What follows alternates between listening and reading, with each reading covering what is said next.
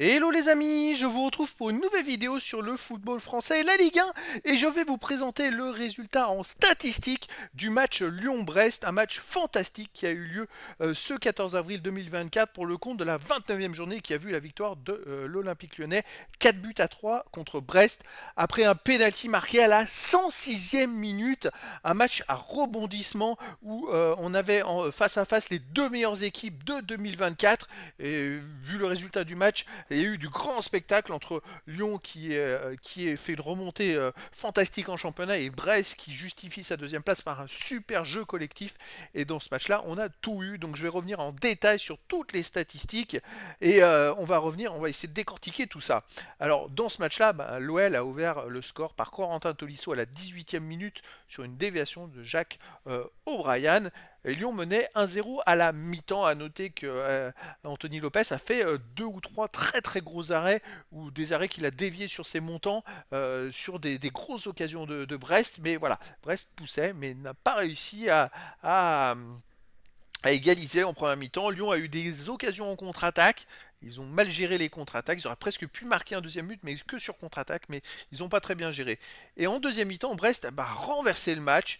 En quelques minutes, déjà à la 60e minute, c'est Mounier qui a marqué sur une passe sur un coup franc de Del Castillo. Une très très belle tête que Anthony Lopez ne pouvait rien faire pour arrêter.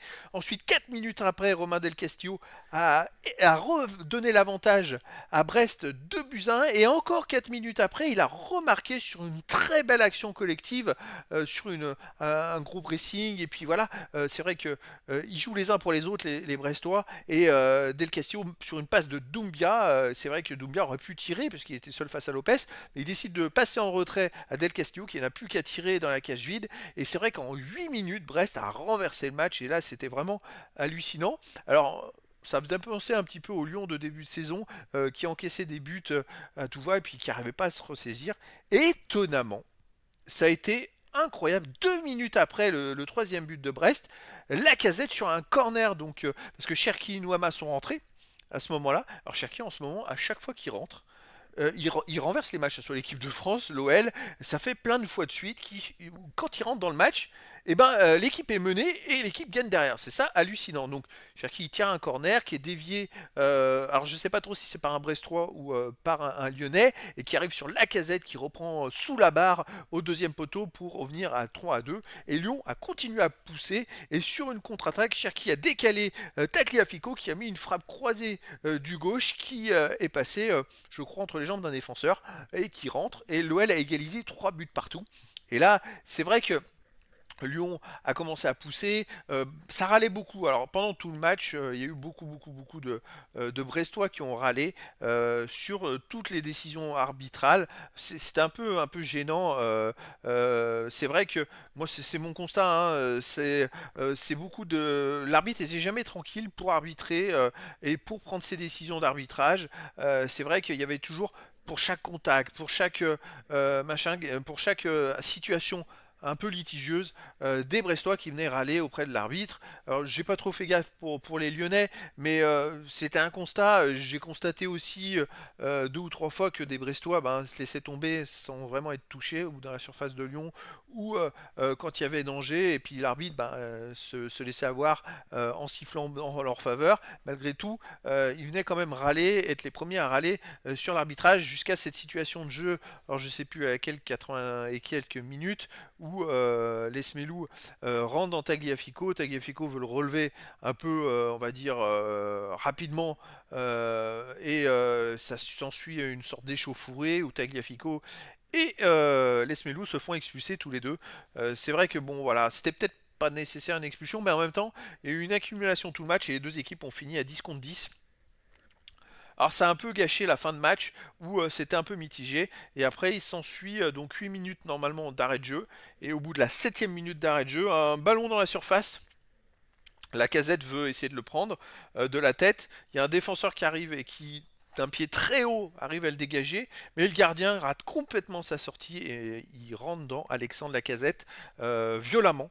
Après, Alexandre Lacazette a été évacué sur blessure, donc quand je vous fais cette vidéo, je ne sais absolument pas s'il va bien ou pas. Je souhaite vraiment que tout aille bien pour lui. Mais alors le choc a été très très violent puisqu'il est rentré le goal, le genou en avant dans la poitrine d'Alexandre Lacazette.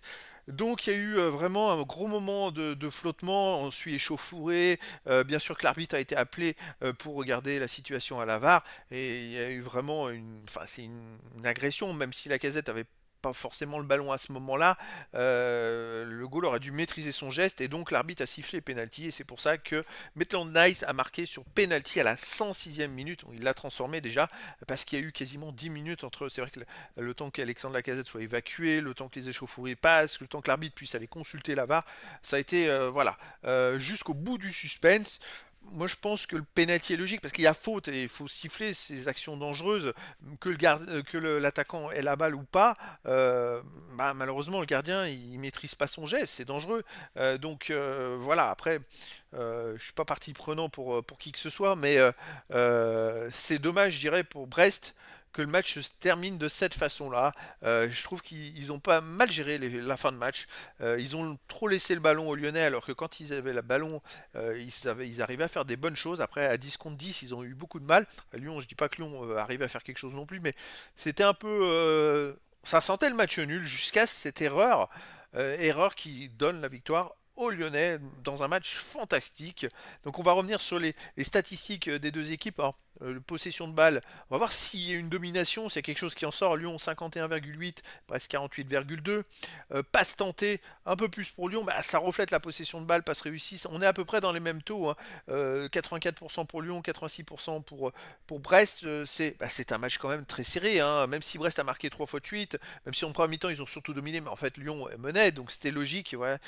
Point de vue passe réussie, on a Matic et Cacré côté Lyon, Magnetti et Del Castillo côté Brest, les joueurs les plus en vue. Passe réussie dans le terrain adverse, 71% pour Lyon, 75% pour Brest, c'est à peu près pareil. Les centres tentés, centres réussis, on a 26% des deux côtés. On a à peu près les mêmes statistiques, c'est ça qui est assez étonnant, hein. Qu'est-ce qu'on a? Centre réussi, on a Benrahma qui a fait quand même 5 centres réussis sur 12. Il a beaucoup centré Benrahma. Sinon, côté Brest, le plus en vue, c'était Romain Del Castillo qui a fait 3 centres réussis sur 9. Donc voilà, deux équipes qui ont à peu près les mêmes statistiques. C'est vrai que ça s'est terminé sur un coup du sort, mais voilà, c'est quand même point de vue tir, 16 tirs pour Lyon, 22 pour Brest, mais point de vue cadré, c'est un peu plus pour Lyon que pour Brest. Ils ont tiré 50% cadré. Et vous voyez, Tolisso a tiré 4 fois, 2 fois cadré. Il a mis un but, il a fait un énorme tir, je crois, quand il y avait 3-3, il me semble. Alors je sais plus où, quand il y avait 3-2, il fait un tir monstrueux. On ne sait pas trop s'il part sur la balle, le goal fait un arrêt exceptionnel, le goal de Brest à ce moment-là.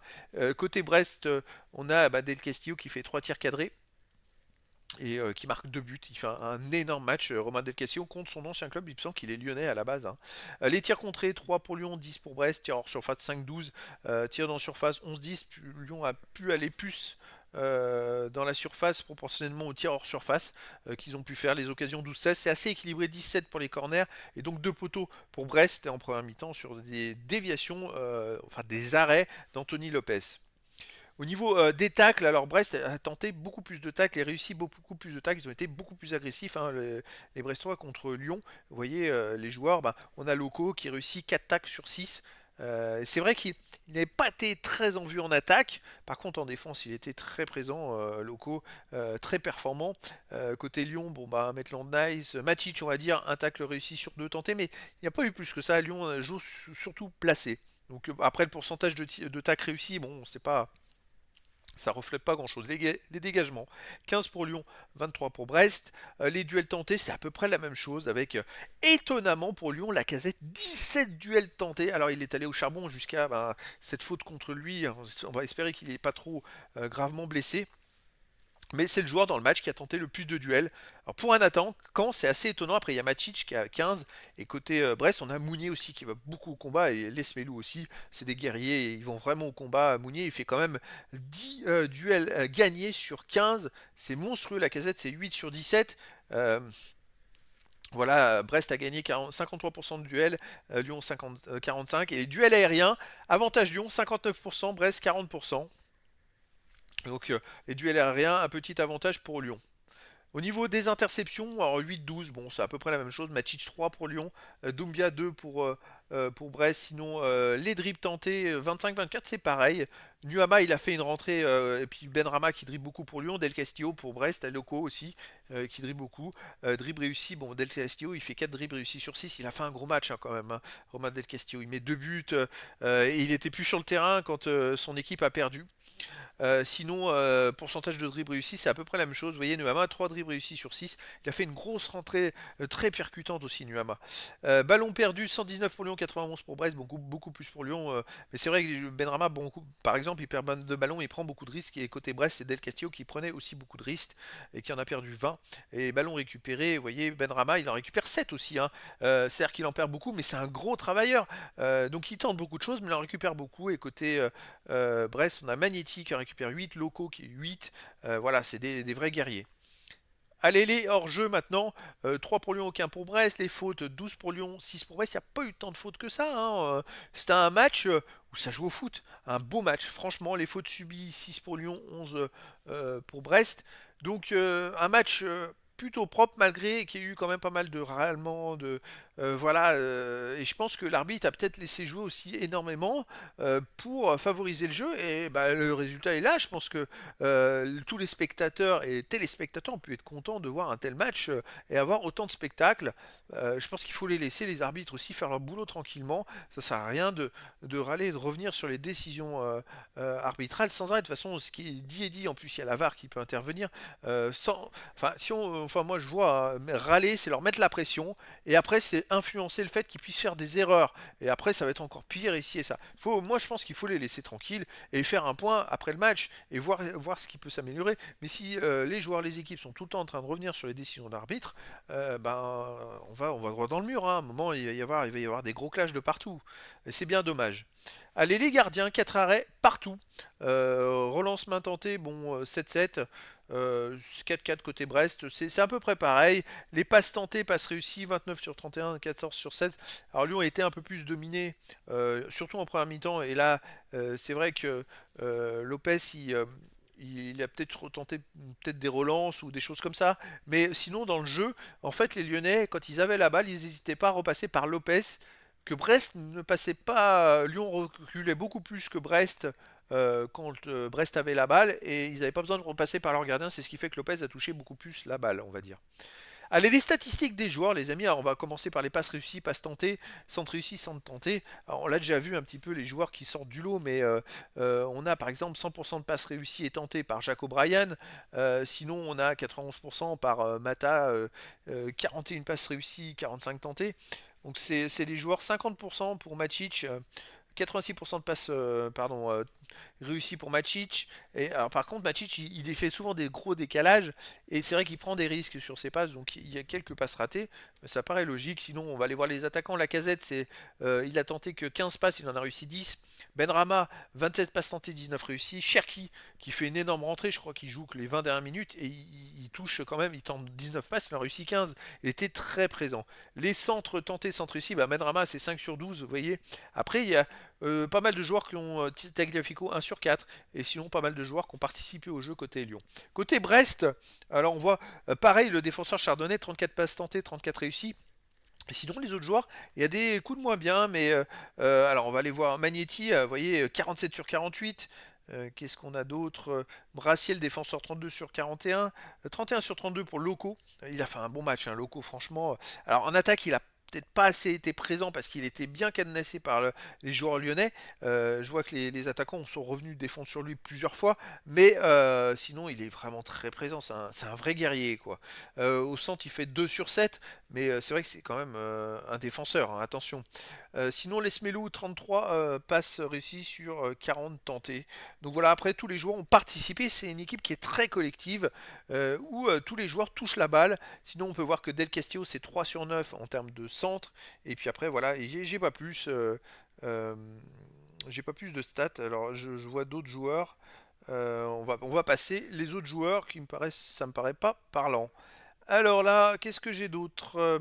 C'est les tirs tendés, tirs cadrés, et dribble réussi, dribble tenté. Alors, bon, pour les tirs, Tolisso, c'est 2 sur 4. Benrama, 1 sur 2, 0 sur 3 pour Cherki. C'est vrai qu'il a fait une entrée très présente, mais il n'a pas cadré les tirs.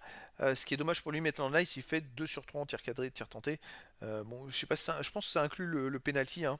Et sinon, les dribbles réussis, ben, Fofana, il fait que 1 sur 1, tir cadré sur 1. Cacré fait 4 dribbles réussis sur 4, vous voyez. Sinon, 3 sur 6 pour Cherki, 2 sur 4 pour Benrahma.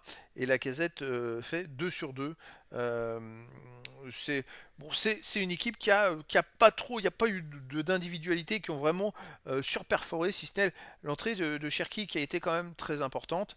Nuama aussi a beaucoup apporté, je trouve. Les deux ont dribblé beaucoup, ont tenté beaucoup, et ça a vraiment perturbé Brest, justement. Je pense que Pierre Sage, l'entraîneur de l'OL, a fait les changements qu'il fallait au bon moment, et surtout il avait les joueurs qui permettaient de faire une décision.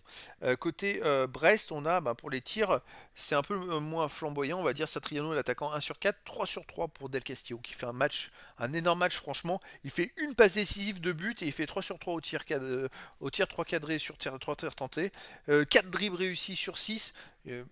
Pour moi, c'est le meilleur joueur de Brest, Del Castillo. Bravo à lui. Malheureusement, son énorme match n'a pas payé au final puisque Brest a perdu.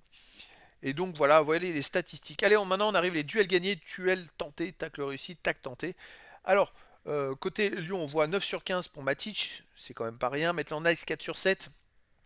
Sinon, Mata, 2 duels gagnés sur 9 tentés. Alors voilà, c'est pas beaucoup, hein. O'Brien, un duel gagné seulement sur 6 tentés. C'est vraiment très très peu, hein. Et quand on voit que la casette, c'est 8 sur 17, c'est un sacré guerrier. Nuama, 5 duels gagnés sur 12 tentés. Il est rentré 20 minutes, il a tenté 12 duels, Nuama. Il est allé au charbon, quoi. Il n'y a rien à dire, t'as réussi 1 sur 1 pour Nuama après les autres joueurs. Pas de grosse stats d'un point de vue tacle. Sinon, qui c'est qui sort du lot? Cherki, bon, 2 duels gagnés sur 6 tentés. Fofana 2 sur 5. Il n'a pas beaucoup tenté de duel, Fofana. Et Tolisso 2 sur 4. Cacré au milieu, c'est 7 sur 13. Donc voilà, c'est les joueurs qui ressortent du lot côté Brest. On a 9 sur 12 pour Cardinal en défense. Il réussit 9 duels sur 12. C'est un gros match. 11 sur 12 pour Loco. Il fait un énorme match en défense. Franchement, il est monstrueux. Del Castillo, peut-être le meilleur joueur côté Brest, mais Loco, il est vraiment pas loin derrière. Les Smelou, 6 duels réussis sur 13. Après, qu'est-ce qu'on a d'autre? On a 10 sur 15 pour Mounier, l'attaquant, c'est quand même énorme. Il pèse beaucoup, hein. Del Castillo, il en gagne 5 sur 12.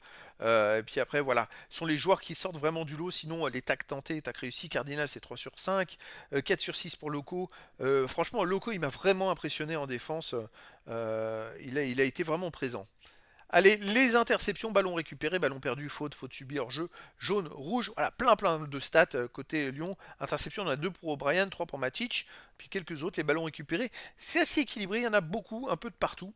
À noter les 7 ballons récupérés, Benrahma, même s'il en perd 22, il est très présent dans la récupération, il défend beaucoup pour un milieu offensif, il est vraiment très présent. Sinon, 5 fautes.